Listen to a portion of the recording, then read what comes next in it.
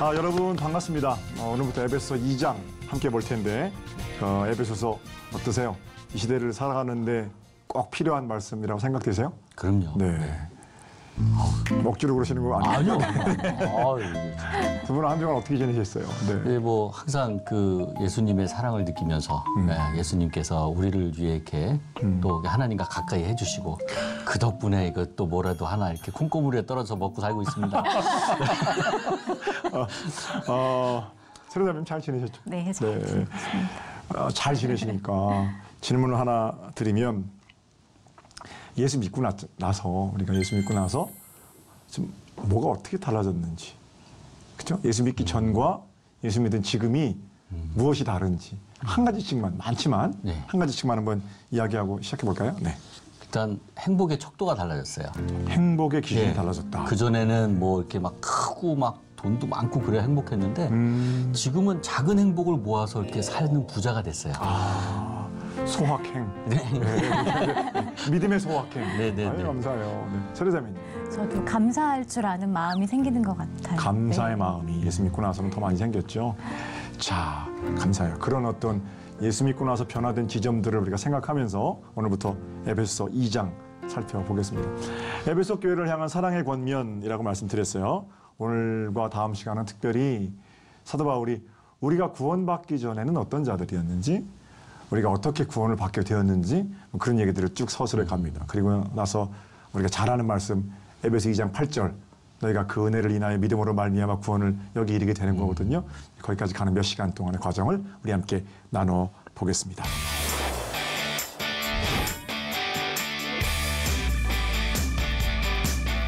우리는 하나님의 자녀입니다. 그렇죠? 예수 그리스도의 보혈의 공로로 죄 사함을 받았습니다. 이 말은 죄가 없다 또는 죄를 짓지 않는다 이런 뜻이 아니라 더 이상 있는 죄가 우리를 어찌하지 못한다. 우리는 죄의 권세와 죄의 지배로부터 자유롭다 이런 뜻이겠죠. 이전에는 죄에 끌려다니는 인생이었고 죄가 어찌어찌 하는 그런 인생이었다면 이제는 죄가 어찌하지 못하는 인생 되었다는 겁니다. 사도 바울의 고백을 한번 들어볼게요. 자, 2장 2절인데요. 세례자매님 읽어주세요.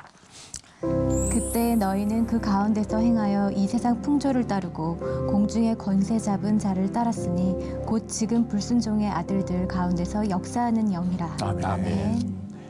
우리가 전에 이런 자였다는 거예요. 그때 1절과 연결시켜보면 허물과 죄로 죽었던 너희를 살리셨도다. 허물과 죄로 죽었던 그때에 너희는 허물과 죄 가운데에서 행하면서 세상 풍조를 따르는 자들이었다. 이렇게 이야기하고 있죠. 사도 바울 자기 자신의 이야기이기도 합니다. 그러면 허물과 죄 가운데 이끌려 이 세상 풍조를 따르는 삶, 뭘 말하는 걸까요? 1차적으로는 세상에서 말하는 높은 자리에 오르는 성공, 그게 더 이상 나를 주장하지 못한다. 뭐 이런 뜻인 것 같아요. 소확행, 참 좋은 말인 것 같아요. 그냥 크고 거창하고 화려하고 높고 세련되고 이런 것들만이 복되고 귀한 가치라고 생각했던 지난 날과는 다르게 이제는 내게 주신 은혜의 날들을 소확행을 찾으며 감사하는 그런 사람들이 어떻게 보면 전과 후가 다른 예수님을 통해서 나뉘게 된 어떤 삶의 분기점 같은 거겠죠. 저는 이 점이 매우 중요하다고 생각해요. 여기에다 이름을 좀 붙여보자면 십자가의 역설, 뭐 이런 표현도 좋겠고요. 어떤 목사님 설교집 제목이기도 한데 십자가의 역전승 뭐 이렇게 여전히 승리가 그 안에 바탕이 되어 있습니다만 성공보다는 승리란 말이 훨씬 더 좀 신앙적인 말이니까 어쨌든 십자가의 승리, 십자가의 역전승, 십자가의 역설 어떻게 이름 붙이든 간에 이 말이 무슨 뜻인가 하면 세상 풍조를 따라서 높은 것만, 좋은 것만, 세련된 것만 추구하다 보면요. 십자가가 거추장스러워요. 십자가가 거추장스럽든지 아니면 십자가는 더 높은 곳으로 올라가기 위한 어떤 낌틀 같은 거예요. 십자가 타고 더 높은 곳에 갑시다. 이런 종류의 신앙이 돼버리고 말거든요. 근데 십자가 타고 높은 곳에 올라가는 게 기독교 신앙의 전부는 아니잖아요. 십자가를 통해서 하나님께서 우리를 높은 곳에 존귀하게 세우시겠죠. 그러나 그건 결과고 창대함이라든지 높아지는 것이라든지 그 자체가 목적이 되면 이미 기독교 신앙의 반은 변질된 거다. 이렇게 말씀드릴 수밖에 없는데 십자가 없는 부활, 십자가 없는 천국 이런 거 우리 상상할 수 없잖아요. 기독교 신앙에서 십자가를 빼버리면 아무것도 아닌데 십자가는 어쨌든지 간에 내가 높은 곳에 올라가는 거 그것만이 내 신앙의 목적입니다. 라고 말하는 것은 최소한 기독교 신앙은 아닌 거죠. 주님께서는 십자가를 지고 그 길을 가셨잖아요. 그리고 우리에게 묵묵히 네 십자가를 지고 나를 따라오라 이렇게 말씀하기도 하시고요. 세상에서는 높은 자, 가진 자, 앉아서 대접받는 자 그런 사람이 큰 사람이지만 나는 너에게 다시 말한다. 너희 중에 누구든지 섬기는 자, 일어나서 대접하는 자. 이게 모습이잖아요. 모습이란 말이 좀 안 좋죠. 서빙하는 사람. 어쨌든 섬기는 자가 훨씬 더 큰 자다. 주님께서 이렇게 말씀해 주고 계시죠. 세상 풍조를 따를 때 여전히 그 풍조 가운데 중심은 나였습니다. 주님을 통해 내가 어떻게 되는가 이게 관심사였죠. 그러나 주님을 따른다는 것은 그 중심이 예수 그리스도로 교체되었다는 겁니다. 예수님께서 내게 말씀하시는 것이 내가 내 인생에 대해서 말하는 것보다 더 중요한 영향이 되는 그 무엇. 바로 그것이 예수 그리스도를 통해서 새로 얻게 된 생명들이 가지고 가는 삶이죠. 나를 중심에 놓고 살면 그 아무리 고상하게 이야기를 해도 그 마지막은 결국 허무일 수밖에 없어요. 그 얼마 전에 폭발적인 그 관객 반응으로 화제가 되었던 영화가 있죠. 보헤미안 랩소디. 예. 저도 그 영화 재밌게 봤습니다. 제 군에 있을 때 내무반에 있는 한 고참이 퀸을 너무 좋아해가지고요. 예. 매일같이 퀸 노래를 부르는 바람에 그냥 귀에 못이 박히도록 들었고 외워야 또 뭐 재워주고 뭐 그러기도 하고 그랬는데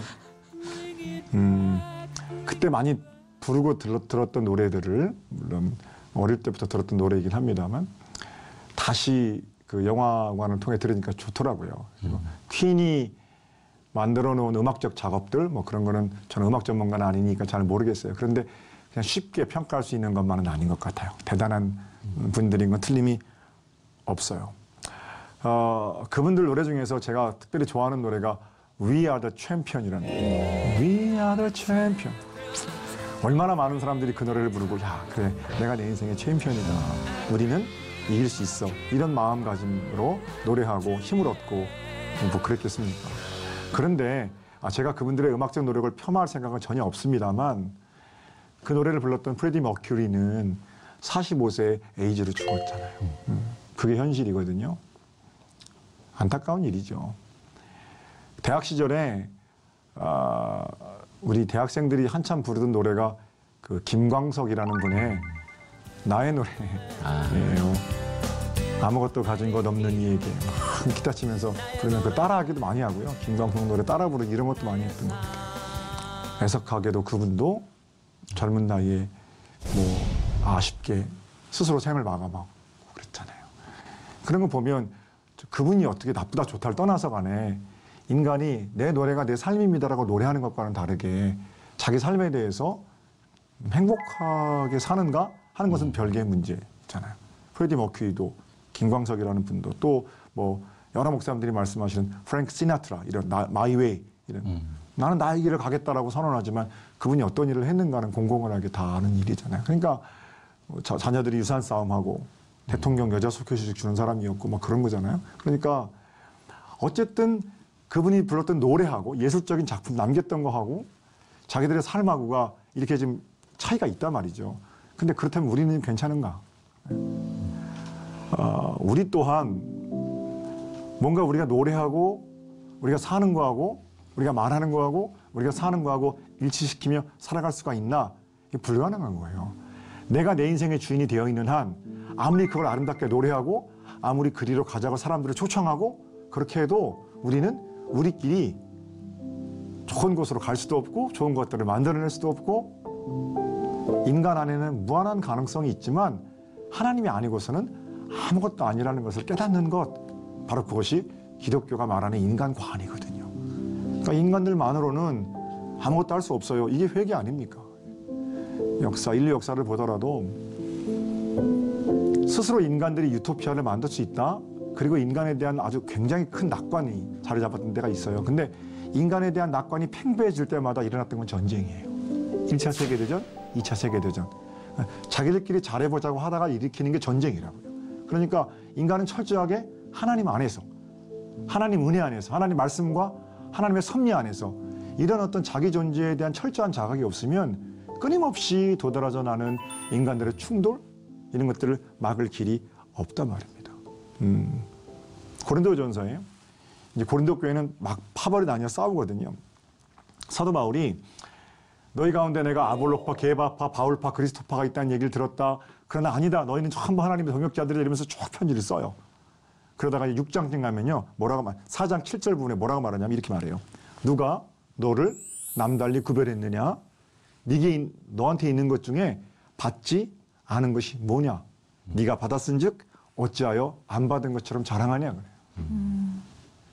그러니까 다 받은 건데 하나님께로부터 다 받은 거 그걸 모르고 마치 내 안에서 거룩하고 새로운 것들이 솟아나오는 것처럼 그렇게 자랑질하다가는 싸움밖에 없다라는 거예요. 또 다 받아놓고 왜 받지 않은 것처럼 말하느냐. 바울의 권면이 그렇게 이어지거든요. 그러니까 인생 자체를 선물하신 하나님에 대한 감사, 그런 것들을 사실은 빼놓으면 인간들은 세상 풍조를 따르는, 높아지는 것만을 자랑하는, 자기들끼리 천국을 만들 수 있다고 착각하는 그런 오류에 빠지기가 너무 쉽죠. 우리 하나님 얼마나 섭섭하시겠어요. 다 주셨는데 마치 하나님께 받은 게 아무것도 없는 것처럼 그렇게 세상 풍조를 따라서 높아지려고만 하는 자녀들을 보시면 집사님은 이제 아이들을 키우시니까 네. 애들 키우면서 어떤 말이 제일 섭섭하시던가요? 그 질문하고 우리 세례자매님은 부모님께 했던 말 중에 어떤 말이 제일 후회되는 말이 있으세요? 이렇게 한 가지씩 한번 들어볼까요? 네. 아, 누구나 다 들으셨겠지만 그래서 제일 서운한 게 그거죠. 아빠가 나한테 해준 게 뭐 있어요? 이런 다 해줬는데 이것도. 아빠가 나한테 해준 게 뭐가 있는지 맞아요. 왜 애들은 그런 말을 하죠? 모르겠어요. 근데 되게 마음이 아팠어요. 근데 왜 애들은 그런 말을 할까 생각하지만 어릴 때 저도 아버지한테 그런 말 했었어요. 했던 것 같아요. 나중에 알죠. 나중에. 아, 들어보니까 되게 아프더군요. 그렇군요. 맞아요. 네. 세례자매님 부모님께 했던 말 중에 저도 이제 새벽에 드라마 촬영 가고 할 땐 막 새벽 3시, 4시에 이렇게 나가야 될 때 있거든요. 그때 꼭 이제 엄마를 좀 깨워가지고 주스 챙겨달라고 그러고 계란 챙겨달라고 그러고 꼭 깨우게 되는 나쁜 습성이 좀 엄마가 해주시나요? 꼭 깨워서 그걸 제가 챙겨달라고 하게 되더라고요. 제가 냉장고 꺼내서 해도 되는데 엄마가 주무시다 이렇게 발로 팍 차고 그러지 않으시나요? 못 들은 척 하시는 것 같긴 한데. 그래요. 그래도 우리 어머니 아버지는 해주시겠죠. 그럼요. 네. 아버지 언제 제게 뭐 해주신 거 있으세요? 뭐 이런 게 공부도 내가 했고요, 돈도 내가 벌고요, 밥도 내가 먹고 직장도 내가 가니까 근데 왜 내가 뭐 좀 하려고 못하게 하세요? 뭐 이런 말들. 아버지가 그러니까 내가 지금 이 모양으로 사는 거 아닙니까? 뭐 이런 말들. 나를 좀 그냥 놔두세요. 내게 언제 잘해주신 적 있으세요? 아니 제가 이런 말을 들어봤다는 게 아니고요. 어쨌든 이런 말들이 좀 있다는 거예요. 이런 말을 들으면 아빠 노릇, 엄마 노릇 할 마음이 싹 가시는 거죠. 네. 보내주시고 인도해 주시는 하나님에 대한 감사가 없으면 우리 하나님 아버지도 하나님 노릇 하실 마음 싹 가시는 건 아니신가. 다행히 우리 하나님은 우리보다 훨씬 마음이 넓으시, 비교할 수 없을 정도로 넓으셔서 그래도 내가 너 사랑해 이렇게 말씀하시겠지만 우리 쪽에서는 모든 것이 하나님께로부터 왔다는 것을 기억하고 하나님 말씀에 귀를 기울이는 것이 구원받은 자녀들의 모습이어야 마땅하죠. 전에는 내가 세상 풍조를 따르고 내가 내 인생의 주인이 되어서 나 중심으로 그렇게 생각할 수 있었지만 이제는 아닙니다. 하나님 말씀대로 살고요. 하나님의 은혜를 기억하며 살고요. 새벽 3시에 깨워도 군말 없이 일어나서 내게 밥을 해주시고 주스를 챙겨주시는 그런 은혜로 살고요. 이제는 매일같이 부어주시는 하나님의 은혜, 매일같이 우리 인생 가운데 파도처럼 다가오시는 하나님의 어떤 은혜 가운데 살아가는 그런 복이 우리 가운데 있는 거죠. 자, 조금만 더 읽어볼게요. 2절. 다시 한번 승리 집사님 읽어주세요. 네. 그때 너희는 그 가운데서 행하여 이 세상 풍조를 따르고 공중의 권세 잡은 자를 따랐으니 곧 지금 불순종의 아들들 가운데서 역사하는 영이라. 아멘. 이 세상의 풍조를 따르는 자들이었다. 전에는 또 공중의 권세 잡은 자를 따랐다. 이렇게 말하고 있고요. 그 공중의 권세 잡은 자의 이름을 불순종의 아들들 가운데 역사하는 영 이렇게 말합니다. 예. 별로 좋은 말들이 아니니까 안 해주셔도 괜찮을 것 같아요. 불순종의 아들들 가운데 역사하는 영. 순종은 그냥 믿음이라고 바꿔 읽어도 되고요. 불순종은 믿음 없음 이렇게 바꿔 읽어도 됩니다. 두 분은 하나님 말씀에 얼마나 순종하고 사세요? 아, 네네네. 방금 코 나올 뻔했는데. 네. 퍼센테이지로 하면 뭐 노력을 해도 80% 이상 되질 않더라고요. 80%면은 뭐. 네. 이게 최대 노력치입니다. 근데 우리 그런 거 있잖아요. 한 반이나 순종하면서 할까요? 그렇게 말하면서도 마음은 어때요? 나는 100% 순종하고 싶어요. 그죠? 네. 연약하고 또 능력이 좀 없고 그래서 우리가 순종하지 못하는 거니까 오히려 그런 가운데 하나님 내게 순종할 힘을 주세요. 이런 마음이면 우리 하나님 참 기뻐하실 것 같아요. 그러니까 지금 내가 순종하느냐 안 하느냐 하는 것도 중요합니다만 내가 순종하려는 마음으로 엎드렸다. 왜냐하면 또 순종하고 나면 순종 자체가 공로가 돼서 내가 그렇게 믿었는데 이렇게 자랑하게 되니까 그것마저도 하나님의 선물이 맞죠. 매번 순종하려는 마음이 생기면 얼마나 좋아요. 그런데 매번 그렇지 않아요. 그래서 힘든 거죠. 2000년 전 사람들도 비슷했던 것 같아요. 바울이 봐라 전에는 너희도 나도 다 불순종의 아들들 가운데에서 역사하는 영 거기 붙들려서 공중의 권세 잡은 자들을 따랐고 세상 풍조를 따라서 유대인 그 피라미드 제 꼭대기에 올라가는 거 그거 내가 제일인 줄 알고 살았던 그런 나 아니냐. 너희도 예수 믿기 전에는 그 에베소 공동체 안에서 제일 위에 올라가는 거 그런 것만 추구하고 살지 않았느냐. 이렇게 이제 이야기하고 있는 거죠. 정말 중요한 것은 불순종이 누구나 가지고 있는 본성이라고 해서 그냥 놔둘 수는 없다라는 겁니다.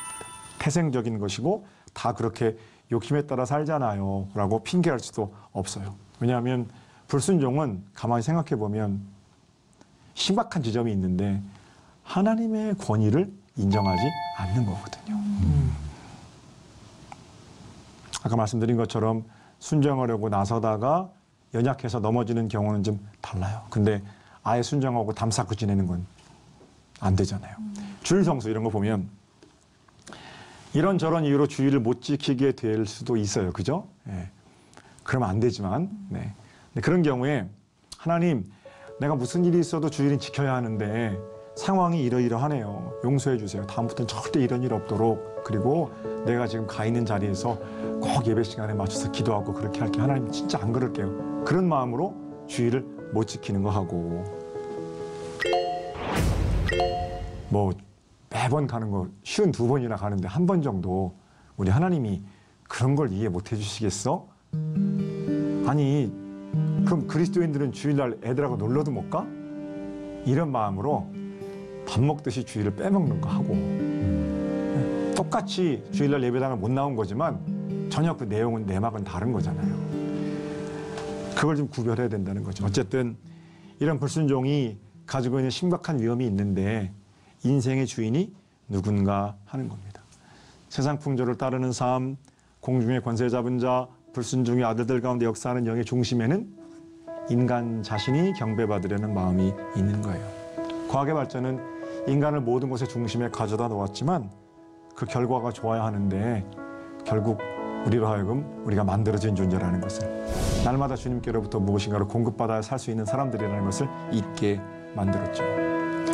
뭐 이런 예가 맞는지는 모르겠어요. 근데 애들 가르치는 현장을 보면 비슷한 것 같아요. 저희 때는 선생님 그림자도 안 밟았어요. 그죠, 집사님? 네. 선생님이 지나가시는데 어디 선생님 그림자를 밟아요? 그럼요. 그래서 화장실도 안 가시는 줄 알았어요. 저는 그건 알았는데요. 어쨌든 네. 일단 무슨 얘기를 하시면 선생님께서 그러면 힘들어도 좀 해보려고 하고 선생님이 왜 이런 걸 말씀하셨을까? 물론 돌이켜보면 뭐 죄송한 표현이지만 못된 선생님도 계셨어요. 뭐 또 그런데 대부분 선생님들은 다 제자들 사랑하는 마음 가지고. 근데 언제부턴가 뭐 아이들의 인권은 물론 지켜져야 합니다. 그런데 피교육자를 위한 교육 뭐 100% 동감이죠. 근데 그렇다고 해서 가르치는 사람과 가르침을 받는 사람의 자리가 바뀔 수는 없는 거잖아요. 피교육자 안에 있는 가능성을 보고 그때부터 등장하는 말이 힘을 줘라, 용기를 줘라, 잘한다고 해라, 칭찬해라, 주눅들지 않게 하라, 세상을 움직이는 거인이 거기 들어있다. 뭐 이러면서 아이들 훈육 자체도 금지시켰잖아요. 그래서 좋아진 점이 분명히 있어요. 불필요한 구타들이 막아졌을 거예요. 저희 때는 참 많이 맞았어요. 그죠? 많이 맞았죠. 근데 지금은 아이들 뭐 때리는 건 상상도 할 수 없으니까. 근데 그 불필요한 구타들이 없어지면서 기본적으로 선생님이 가질 수 있는 어떤 권위, 매로부터 오는 건 아니지만 그 무서워하는 마음들이 없어지는 거예요. 무슨 일이 생기냐면요. 애들이 버릇이 없어져요. 버릇이 없어지니까 선생님들이 공교육 현장이 무너지면서 선생님 할 맛이 안 나는 거예요. 뭐 제가 이 설교를 또 방송 보고 그럼 선생님이 때려야 선생님 말만 나는 거냐? 절대 그런 얘기 아닙니다. 선생님이 이야기할 수 있는 어떤 권한, 선생님이 아이들의 삶을 컨트롤할 수 있는 어떤 사랑을 가지고 할 수 있는 그런 권한들이 율법 자체가 없어지니까 얼마나 그게 선생님들로 하여금 또 힘들어하게 만들었고 아이들로 하여금 그렇게 선생님 앞에 대들어도 되는 그런 상황 만든 거죠. 부모들 책임도 커요. 학교로 이제 몰려간다면서요. 선생님도 무릎 꿇린다면서요. 근데 그런 어떤 아주 못된 부모들 있으니까 자기 자식들이 그렇게 되는 거죠. 안타까워요. 그러니까 사람이 중심되는 거, 뭐 제가 아까 말씀드렸어요. 이게 정확한 비교인지는 모르겠다고. 그러나 이런 일면이 있는 거예요. 사람 안에 가능성이 있다. 사람 안에 세계가 있다. 사람이 귀하다. 다 좋아요.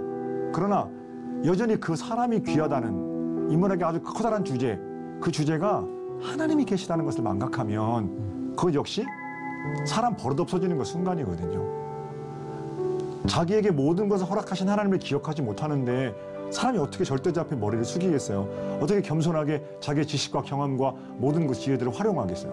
그러니까 그 모든 것들을 컨트롤하고 주시고 허락하시고 만들어 가시는 분이 계시다는 통찰 아래서 비로소 사람은 겸손해질 수 있는 거고 사람이 존귀하다면 그렇게 하나님께로부터 공급받았다는 사실을 기억할 때 그래서 버릇없는 학생이 아니라 예의를 지키는 진짜 아름다운 하나님의 형상을 닮은 진짜 피조물, 복 있는 인간으로 살아갈 수가 있게 되는 거죠. 인간보다 더 큰 존재가 있다는 걸 못 견디는 그런 자존심은 믿음을 가진 사람들의 자존감이 아닙니다. 내 위에 내 인생을 향해서 명령하고 계시다는 분이 계시다. 이거를 못 참는 마음이 불순종입니다. 내 인생에 내가 주인인데 누가 나한테 뭐라고 해? 이 마음이 불순종이라고요. 분명히 나를 향해 지금도 말씀하시고 명령하시고 분부하시고 가르쳐 행하게 하시는 분이 계시다는 것을 인정하는 그런 마음으로부터 사실은 우리의 거듭남도 시작되는 거죠. 스스로 인생의 주인이라고 생각하는 사람은 하나님의 뜻이 자리할 여지가 없잖아요. 창세기 3장에 선악과 이야기가 있는데 사탄은 처음 만들어졌을 때부터 우리를 유혹합니다. 선악과를 먹어라. 그 말 가운데는 네 인생의 주인은 너다. 네 눈이 하나님처럼 밝아질 거다. 과일을 절도하라. 이게 아니에요. 거기 있는 과일 다 따먹어도 되니까 그 과일 안 먹어도 괜찮아요. 그런데 먹지 말라고 한 과일을 먹으라는 건 불순종하라는 거예요. 불순종은 스스로를 하나님의 자리에 앉히는 겁니다. 자, 그러면 오늘 말씀을 거의 다 정리하는 거예요. 우리가 어떤 자였다고 전에 그런 자였다는 거예요. 세상 풍조를 따르고 불순종의 아들들 가운데 역사하는 영, 공중에 권세 잡은 자에 속하며 살았어요. 내가 내 인생의 주인인 줄 알았어요. 그러나 이제는 달라졌죠. 다음 시간 살펴볼 텐데 우리가 그런 삶을 살았지만 이제는 예수 그리스도의 사랑의 은혜, 긍휼하신 은혜가 덧입혀짐으로 말미암아 내 인생의 주인이 내가 아니라 오직 살아계신 예수 그리스도 하나님 한 분이 되신 거죠. 물론 지금도 완전하지 못해요. 그러나 날마다 주님 주인처럼 주인으로 모시고 그분 명령에 순종하며 살려고 하지요. 이제는 불순종의 당당함과 뻔뻔함이 아니라 순종하는 자의 기쁨을 우리가 너무 잘 알아요. 그래서 그리로 달려가는 길 동안 우리는 천국을 살 수 있겠죠. 말씀 다 끝났는데요. 옆에 분하고 시청하시는 분들도 옆에 분하고 승리하며 삽시다. 한마디 하면 좋겠는데요. 승리하며 삽시다. 승리하며 삽시다. 네. 승리하며 사세요. 한 주간 주님의 이름으로 승리하며 사십시오. 저는 다음 시간에 3절 또 그 이후에 4절, 5절 말씀 가지고 찾아뵐게요. 여러분 감사합니다.